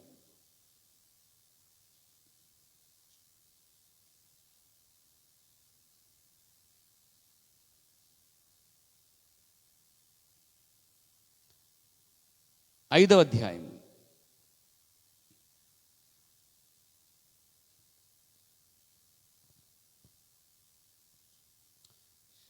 30 చూద్దాం. వారి ఈ మాట విని అత్యాగ్రహం తెచ్చుకుని వీరిని చంప ఉద్దేశించగా, సమస్త ప్రజల వలన ఘనత నొందిన వాడు ధర్మశాస్త్ర ఉపదేశకుడైన గమలీయేలును ఒక మనుష్యుడు మహాసభలో లేచి ఈ మనుషులను కొంతసేపు వెలుపల ఉంచుడని ఆజ్ఞాపించి వారు తిట్లెను. ఇశ్రాయేలులారా, ఈ మనుషుల విషయమై మీరేమి చేయబోచున్నారో జాగ్రత్తగా సుమండి. ఈ దినములకు మునుపు దూద లేచి తనకు గొప్పవాడని చెప్పుకునేను. ఇంచుమించు 300 మంది, అంటే 400 మంది మనుషులు వాడితో కలుసుకొనిరి. వాడు చంపబడెను. వానికి లోబడిన వారందరూ చెదిరి వెద్దులేరి. వాడికి లోబడటం ఏంటండి? వాక్యం లోబడాలి. కానీ ఒక గుంపు నాడికి లోబడటం కాదు, వాక్యం లోబడాలి. తర్వాత 37 వచ్చినాడు. వానికి తర్వాత జనసంఖ్య దినములో గలిలయుడైనటువంటి యోధ అని ఒకడు వచ్చాడు. ప్రజలను తనతో కూడా తిరుగుబాటు చేయ ప్రేరేపించాడు. వాడు కూడా నశించాను. వానికి లోబడిన వారందరూ చెదిరిపోయిరి. అంటే ఏంటి ఇక్కడ? యోధ లేక దూద అని ఈ వ్యక్తులట ఒకరి తర్వాత ఒకడు వచ్చి గొప్పవాడుగా చెప్పుకున్నప్పుడు జనమంతా ఎమడించారంట. ఒక గుంపు తయారైంది అక్కడ. ఆ గుంపుకి నాయకుడు అయ్యాడు. ఆ నాయకుడు గుంపుని వెళ్తున్నాడు. ఇది దేవుని ఉద్దేశం కాదు. అప్పుడు గంబాలి అనే వ్యక్తి ధర్మస్వోపదేశకు చాలా గొప్పవాడు కాబట్టి ఇతను గుంపు నాయకుడు కాదు, కానీ వారికి చిన్న సలహా ఇస్తున్నాడు. అయ్యా, ఈ దినాల ముందు ఇలా వచ్చారు, ఒకవేళ వీళ్ళు గుంపు తయారు చేస్తున్నారేమో, చెదిరిపోద్ది. కానీ దేవుని చిత్తం కాదు అది. కానీ ఒకవేళ గుంపు లేకుండా ఇండివిజువల్ కనుక దేవుని ప్రకటించకపోతే మీరు వాళ్ళు ఏం చేయలేరు, వదిలిపెట్టేసాడు వాళ్ళని. ఒక్కడు బయలుదేరి గుంపు తయారు చేశాడా, అది పతనం అవుద్ది అని చెప్పాడు. దానికి ఇద్దరని చెప్పాడు. యోధ అనేవాడు బయలుదేరాడు. కాలం తర్వాత వాడు చనిపోయాడు. అప్పుడు అతను లోబడిన వారు చెదిరిపోయారు. తర్వాత ఇంకొకటి బయలుదేరాడు, తిరుగుబడి చేస్తున్నాడు అందరి మీద. ఆ తర్వాత వారు లోబడిన వారు, అతను చనిపోయిన తర్వాత వాళ్ళు కూడా చెదిరిపోయారు. ఇప్పుడు వీళ్ళు వచ్చారు అపోస్తలులు. ఒకవేళ కనుక వాళ్ళ గుంపు తయారు చేస్తే దేవుడు దాన్ని పగలగొట్టేస్తాడు. కానీ వదిలేండి అని వాళ్ళు వదిలిపెట్టేస్తారు. మీకు అర్థమైంది చెప్పింది? అంటే గుంపు పైన నాయకత్వం అనేది ఒక గొప్పవాడు అనేవాడు ఈ రోజుల్లో మనకు కనిపిస్తుంటే, ఇదిగో దూద యోధ అనేవారు దైవ చిత్తము కాదు, వారిని వెంబడించిన వారు చెదిరిపోయారండి. మనం లోబడవలసింది, మనం వెంబడించవలసింది ఈ కాలపు వర్తమానాన్ని, ఈ కాల పరిశుద్ధాత్మని. అంతేగాని ఒక నాయకుడిని, ఒక గొప్ప వ్యక్తిని మాత్రమే వెంబడించడం ప్రయోజనం లేదు, యూస్ లేదు. ఇంకొక కార్యం, ఇదే అపోస్తల గ్రంథం 8వ అధ్యాయంలో చూస్తున్నాం. నేనేం చెప్తానంటే, మనిషి ఏలుట లేక నరుడు ఏలుట అనేది దేవుని చిత్తంలో లేదు, దేవుని కార్యం కాదు. అది మనుషులు పెట్టుకున్న కార్యం, దేవుడు దాంతో లేడు. హల్లెలూయా. 8వ అధ్యాయం చూస్తుంటే 9వ వచనం, సిమోనను ఒక మనుషుడు లోగడ ఆ పట్టణంలో గలడి చేయొచ్చు, తానెవడో ఒక గొప్పవాడని ఇంకోటి బయలుదేరి మళ్ళీ గొప్పవాడు. ఇది మూడోవాడు. గొప్పవాడిగా కనిపిస్తున్న గుంపు నాయకులకు చెప్తున్నా, హల్లెలూయా.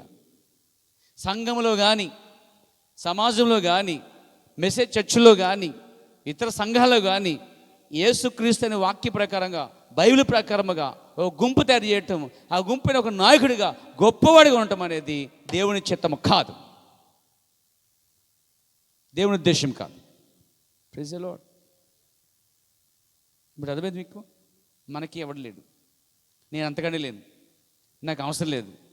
మీ పర్సనల్ విషయం నాకు అవసరం లేదు, నా పర్సనల్ విషయం కూడా మీకు అవసరం లేదు. ఒకరి పర్సనల్ విషయాలకు జ్వరబడటమే పెద్ద నేరం. కేవలం ఆత్మ సంబంధంగా వాక్యానుసారంగా మాత్రమే నీకు ఇక్కడ హక్కు ఉంది. ఏదైనా వాక్యానుసారం లేదా దాన్ని తీసుకొచ్చి మాట్లాడంతే. సంబంధం లేని విషయాలు, మీరేం చేస్తున్నారు, ఎలా ఉంటున్నారు, ఎందుకు ఉంటున్నారు, అది నీ పని కాదు. Praise the Lord. దేవునికి మహిమ కలుగాక. ఆత్మ సంబంధంగా ఉన్న విషయాలు వేరు, నిత్య జీవితంలో మీ కుటుంబంలో జరిగే పర్సనల్ విషయాలు వేరు. ఏ పర్సనల్ విషయాలకి ఏ వ్యక్తి జోలికి పోకూడదు. నేను అందుకే ఏ పర్సనల్తో చేపెట్టను, జ్వరబడండి. సంఘం వరకు, వాక్యం వరకే నా పని. దానికి ఎంతవరకు న్యాయం చేయాలి అంతవరకు న్యాయం చేస్తాను. అది వాక్యానుసారంగా. హల్లెలూయా. అది వాక్యం లేదు, వాక్యం కాదనుకోండి, దాని జోలికే వెళ్ళను అసలు. నేను బహుదూరంగా ఉంటాను దానికి. దేవునికి నేను ఇది నేర్చుకున్నాను. అన్నీ పామేయకూడదు, అన్నిటిలో దూరిపోకూడదు, అన్నిటిలో తలకాయ పెట్టకూడదు, కట్ అయిపోద్ది. అదేంటండి, భక్తికి మాత్రమే యోగ్యతగా మలుచుకోవాలి. దేవునికి స్తుతి కలుగాక. ఒకరి స్థానం ఒకటి జ్వరపడకూడదు.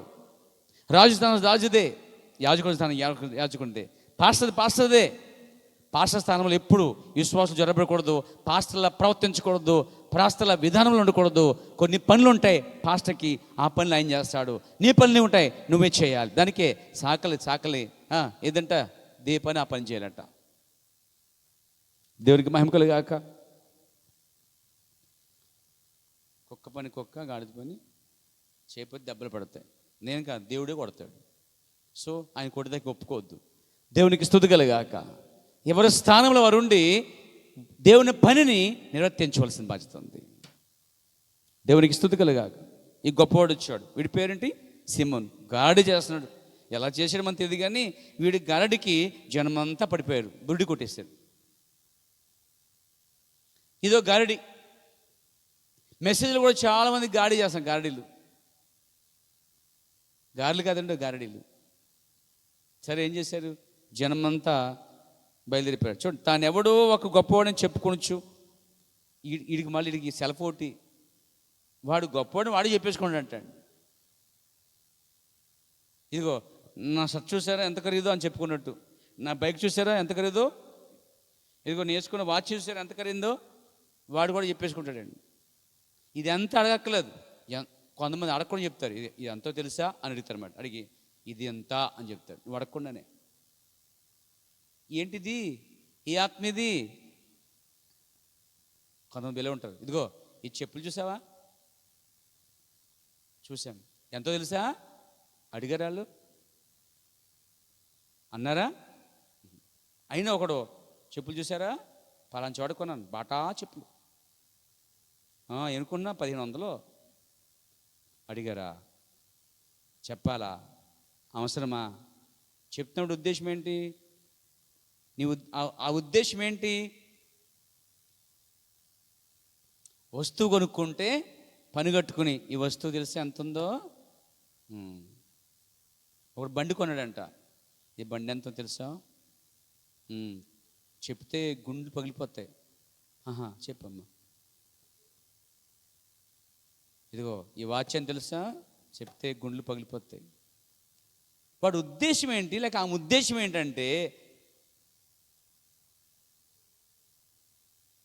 అంటే మీరు కొనలేరులే, అది కూడా అంటే ఈ మాటలకు ఉద్దేశం ఏంటంటే తానేదో గొప్పవారు అని చెప్పుకుంటాం అనమాట. ఇది బైబిల్ మీకు చూపిస్తాను. ఈ ఆత్మ, ఈ స్పిరిట్, దీన్ని సంఘంలోనికి, సంఘ సభ్యుల మధ్య రానివ్వకండి. ఇది మంచి ఆత్మ కాదు. ఎలా చెప్పాలి? ఇది దేవునికి కృపను పెట్టి కొనుక్కున్నాం, దేవునికి ఏ మహిమ, దేవుడు మీకు కూడా ఇస్తాడు అవసరమైతే, అలా చెప్పాలి తప్ప మీరు కొనలేరు. మీకు అంత డబ్బు మీ దగ్గర, వీడి దగ్గర ఉంది. మరి ఈ spirit God is Simon spirit అండి. ఇది చూడండి, ఇక్కడ ఏముందో. తానెవడో ఒక గొప్పవాడని చెప్పుకొనొచ్చు, వాడికి వాడే. సమరయ ప్రజలను ఇబ్బంది పరిచి ఉండేను. ఈ జనాలండి ఎలాంటి వాళ్ళంటే, నందంటే నందే, పందంటే పదే అంటే తప్ప అసలు ఎంతవరకు పందో ఎంతవరకు నందో ఏమాత్రం అధ్యయనం చేయరండి అసలే. వీళ్ళు కూడా అక్కడ సమరయ జనులను ఇబ్బంది పరిచి ఉండాను. కొద్దివారు మొదలుకొని గొప్పవాడి మట్టుకు అందరూ దేవుని మహాశక్తి అనబడినవాడు ఇతడే, ఈడే మహాదేవుని శక్తి అంట. వాడు చెప్పిన డబ్బాకి వీళ్ళు బుడే కొట్టి పెద్దోళ్ళు మెద్దోళ్ళు అందరూ మొత్తం వెళ్ళిపోయి, ఇంకేంటి మహాశక్తి, మహాశక్తి, దేవుని శక్తి, దాని చేస్తాను ముందుకెళ్ళిపోయి గొప్పవాడిని మట్టుకు అందరూ దేవుని మహాశక్తి అనబడిన వాడు ఇతడే అని చెప్పుకొనుచు అతన్ని లక్ష్య పెట్టిరి.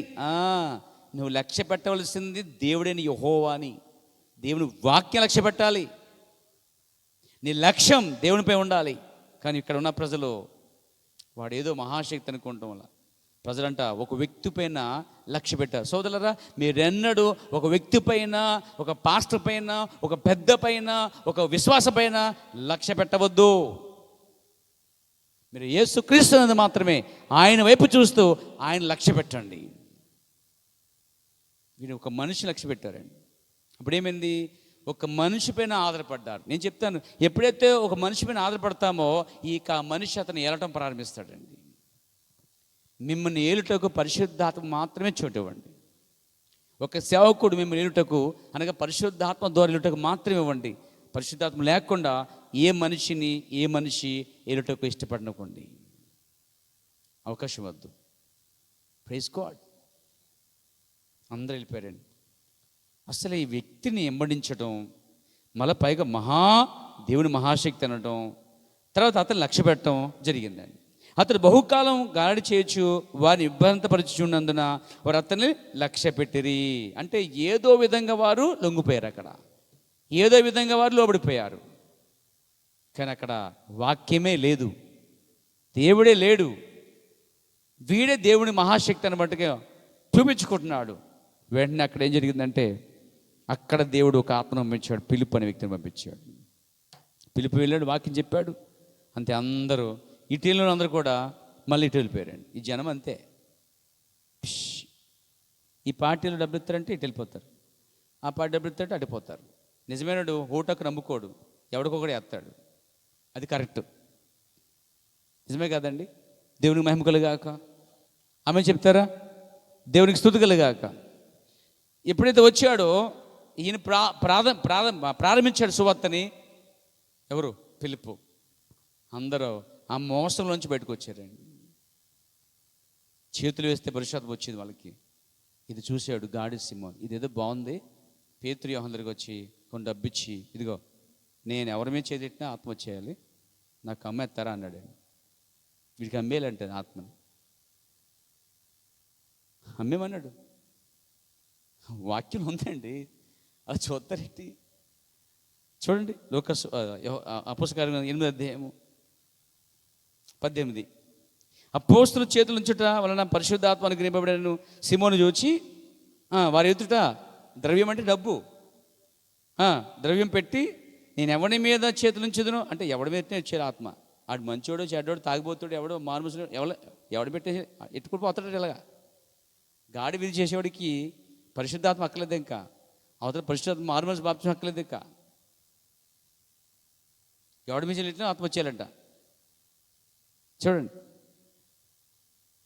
వారి ఇద్దరు ద్రవ్యం పెట్టి, నేను ఎవరి మీద చేతులు ఉంచుదునో వాడు పరిశుద్ధత పొందినట్లు. ఇడికే లేదు అసలు దిక్కు, ఇంకోటి వేస్తాడట. ప్రత్యక్ష వీడికి ఉండదు, కానీ ఇంకోటికి ఎత్తాడు. ప్రత్యక్ష ఉండదు, క్రమం ఉండదు, ఇంకోటి క్రమం ఎత్తాడు. ఇది ఎవరిదంటే వాడు చుట్ట తాగుతున్నాడు. ఒకడు, రే తాగుతూ, రే నువ్వేం తాగుతున్నావు అబ్బాయి అన్నాడట. నాయన నువ్వు తాగుతున్నావు కానీ తాగుతున్నా అన్నాడట. క్రమం లేనివాడు చెప్తే ఎలా ఉంటుంది?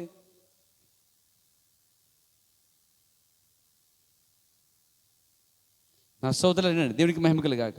డబ్బిచ్చి ఎవరి మీద చెల్లి పెట్టినా పరిశుద్ధాత్మ పొందినట్లు ఈ అధికారము నాకీడి. ఇక్కడ అధికారం మాట ఎందుకు చెప్తానంటే, ఈ అధికారం అనేది దేవుడు తన పిల్లలకు మారు మనసు రక్షణ ద్వారాగా మార్పు చెందిన వారికి ఇస్తాడండి. ఈ అధికారంతోనే ఆదాము, ప్రవక్తలు, పరిశుద్ధులు అందరూ ఏలారు. వీడు డబ్బుతో దాన్ని కొందామని చూస్తున్నాడు. దేవుని ఉద్దేశం అది కాదు. ఈరోజు అధికారాన్ని, మనుషుల మీద అధికారాన్ని, పెత్తనాన్ని డబ్బుతోనూ వాటితో బహుమతులతో సంపాదించుకున్నారు జనాల పేరు. వింటున్నారండి? కానీ మార్పు చెందిన వారికి దేవుడు ఆ అధికారం ఇస్తున్నాడండి. ఆయన హృదయం అంటే నీ హృదయం దేవుని ఎదుట సరైనదిగా లేదు, ఈ కార్యము నీకు పాలుపుంపులు లేవు. 22. కాబట్టి ఈ నీ చెడుతనము మానుకొని మారు మనసు పొందనండి. వింటున్నారా? భూమిని అధికరించడానికి ఎలుటకు దేవుడు మనిషికి ఎలాంటి మనిషికి ఇస్తున్నాడు? ప్రతివానికి కాదు ఆత్మ ఇచ్చేది. మారు మనసు పొంది, రక్షణ పొంది, మార్పు చెంది దేవుని పైన ఆధారపడుతున్న ఈ వ్యక్తికి మాత్రమే ఈ ఏలుట అధికారం దేవుడు ఇస్తున్నాడు. ఈదులో లేని వారు చాలామంది పరిశుద్ధాత్మ ద్వారా ఏలకుండా, వాళ్ళు పరిశుద్ధాత్మ లేకుండా డబ్బుతోనూ బహుమలతోనూ ఈరోజు సంఘాలు కట్టి, సేవకులు కట్టి, సంఘాలు సమాజాలు కట్టి, గుంపులు కట్టి ఏదో ఇచ్చి వాళ్ళ మీద అధికారం చెలాయిస్తున్నారు పేర. అయితే దేవుని ప్రవక్త అంటున్నాడు, నరుడు ఎలుట అనేది దేవుని చిత్తంలో లేదు అంటున్నాడు. దేవునికి స్తుతి కలుగాక. దేవుని ఏర్పాటు కాదు పేరు. కాబట్టి నరుడు వెళ్ళటం కాదు, కానీ దేవుడేమో మనిషిని వెళ్తున్నాడు, మనిషి ఏమో సృష్టిని వెళ్ళాలి. ఇది దేవుని చిత్తం. రాబోయే దినాల్లో సంఘమా దేవుని యొక్క నీతి నెరవేర్చడానికి సిద్ధంగా ఉండండి. భవిష్యత్తులో ఆ గొప్ప వేండ్ల పాలనలో దేవుడు అనుకున్న కార్యం జరిగిస్తున్నాడు. అది జరగకుండా సాతాను ఇప్పుడే ఇదిగో గేడి సిమోను ద్వారా గుంపు తయారు చేయటం, యోధ గుంపు తయారు చేయటం, ఆ గుంపుని అధికారం చెలాయించడం, దాన్ని నడుస్తూ ఉంది. కానీ ఇదంతా పగలగొట్టి దేవుడు ఏం చేస్తాడంటే ఒక కార్యం తీసుకొస్తాడు పేర. తన వద్దును తన పిల్లల్ని మార్పు చెందిన వారికి ఈ ప్రపంచమే పూర్తి అధికారం దేవుడు ఇవ్వబోతున్నాడు. వారు పలకగలరు. మరొక ఆదాం వల్లే ఈ భూమిని వారు ఏలబోతున్నారు పేర. అది దేవుని యొక్క ఉద్దేశం నీ పట్ల, నా పట్ల. దాని కొరకు నీతిగా ఉండండి. God bless you all. ప్రార్థన చేసుకుందాం. ప్రేమ నమ్మగల ప్రియ పరమ తండ్రి, ఈ సాయంకాల సమయంలో నరుడు వెళ్ళటం అనేది చిత్తము కాదు, కానీ దేవుడు నువ్వు పరలోకం వెళ్తున్నావు. భూమిని సమస్త వెళ్ళటకేమో మనిషిని తయారు చేస్తావు. నీవు పరలోకం వెళ్ళొచ్చు, మానవుని వెళ్తూకి ఇష్టపడుతున్నావు. మానవుడు నీపైన పూర్తిగా ఆధారపడాలనే నువ్వు తయారు చేస్తావు. ఇప్పుడు నువ్వు ప్రభువా, నువ్వు దేవుడిగా ఉండి పరలోకాన్ని భూమి మీద మనిషిని వెళ్తుంటే, మనిషి నువ్వు తయారు చేసిన సృష్టిని యావత్తు ప్రపంచాన్ని ఏలుటకు నువ్వు అతనికి అధికారం ఇచ్చావు. దాన్ని పోగొట్టుకున్నప్పుడు ప్రవక్తలతో అది నెరవేర్చావు. కొంచెం కొంచెంగా ఆ యొక్క సంచికర ఆత్మనిచ్చి అపోస్తుల ద్వారా, ఈ కాల ప్రవక్త ద్వారా, మరియు ఇప్పుడు సంఘము ద్వారా, ఆ సంచికర ఆత్మ ద్వారా ఆ అధికారం మెల్లమెల్లగా లోపరుచుకుంటూ ఒక దినమన 1000 ఏళ్ల పాలనలో పూర్తి అధికారంతో ప్రపంచాన్ని గొప్ప ఆధిక్యతను ఇవ్వబోతున్నందుకు స్తోత్రాలు. అది నీ ఉద్దేశం ఉంది ప్రభువా. మానవుని చేయగల ఉద్దేశం అదేనని మేము ఇదే తంత్రాలు పెట్టుకుని, మేము రేణుల బిషప్లు పెట్టుకుని, గుంపులు పెట్టుకుని, నాయకులు గొప్పవారు పెట్టుకుని మేము చెడిపోతున్నప్పుడు ప్రభువా, ఒక ప్రవక్త ద్వారా ఇచ్చిన విలువైన వాక్యాల కొరకు స్తోత్రాలు. ఆ క్రమంలో మమ్మల్ని తీసుకురండి. అక్రమంలోంచి విడిపించి వాక్య క్రమంలో నడిపించండి. ఈ గొప్పతనం నేను వ్యక్తిగత విషయాలు పక్కన పెట్టుకుని ప్రభు నీ వాక్యాన్ని పూర్తిగా లోబడి నువ్వే మమ్మల్ని ఏలుటకు సిద్ధటకు ప్రభు మీరు మమ్మల్ని ఏలుమని ప్రార్థన చేస్తున్నాం. పూర్తి అధికారం మీకు అప్పగిస్తున్నాం. సంఘాన్ని బయలుపరుచుకున్నావు, సంఘంలో శిరస్సుగా ఉన్నావు. సంఘాన్ని మళ్ళీ తిరిగి యథావిధి స్థానానికి అనగా ఏదేం తోటకు తీసుకొస్తున్నావు. ఆ స్థితికి వచ్చే వరకు కృప భద్రపరచమని, మాలో ఏ గుంపు నాయకుడిగా, ఏ గుంపు ఏలేవారుగా, మాలో మనిషి ఏలకుండా మనిషిని పరిశుద్ధాత్మ ఏలినట్టుగా మనిషి దేవునిపై ఆధారపడినట్టు సాయపడమని యేసుక్రీస్తు నామములో ప్రార్థిస్తున్నాను. ఆమేన్.